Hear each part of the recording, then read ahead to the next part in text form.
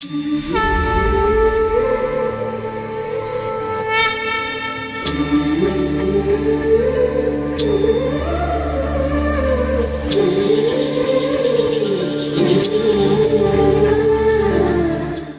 नवरात्रि। नवरात्रि का तीसरा दिन देवी दुर्गा के चंद्रघंटा स्वरूप को समर्पित है। देवी का यह स्वरूप सबसे उग्र और वीर माना जाता है।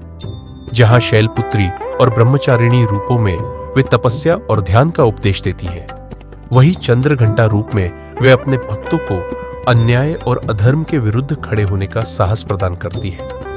पौराणिक कथाओं के अनुसार जब पार्वती ने भगवान शिव से विवाह किया था तो उन्होंने अपने सिर पर अर्धचंद्र के आकार का एक सुनहरा घंटा धारण किया था। यह घंटा उनके तेज और शक्ति का प्रतीक था।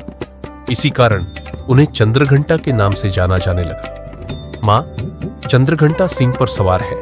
उनकी 10 भुजाएं हैं, जिनमें त्रिशूल, गदा, तलवार, कमल, धनुष बाण और अन्य दिव्य अस्त्र शस्त्र धारण किए हुए हैं। एक हाथ में वे वृद्ध मुद्रा धारण करती है, जो अपने भक्तों को आशीर्वाद देती है, और दूसरे हाथ में वे अभय मुद्रा धारण करती है, जो उन्हें भय से मुक्त करती है।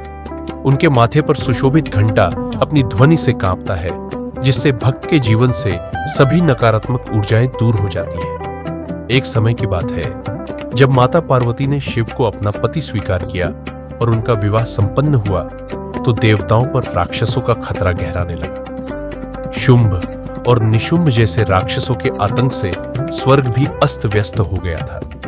राक्षसों के अत्याचार इतने भयंकर हो गए कि आशी मुनि और देवता भी भयभीत हो गए।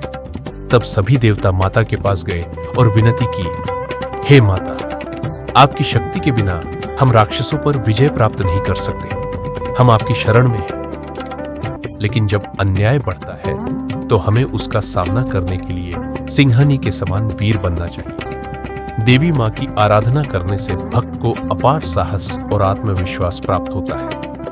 भक्त के जीवन से भय और संकट दूर हो जाते हैं। जो आध्यात्मिक शांति और मुक्ति चाहते हैं, जीवन में नकारात्मक शक्तियों से मुक्ति पाने के लिए मां चंद्रघंटा की पूजा अवश्य करनी चाहिए। मां चंद्रघंटा की पूजा करने से भक्तों को ये प्राप्त होते हैं: शांति और सौभाग्य, साहस और विजय, और जीवन में सभी प्रकार की प्रतिकूलताओं से मुक्ति। मां चंद्रघंटा न केवल एक दयालु मां है, बल्कि अपने भक्तों के लिए एक योद्धा भी है।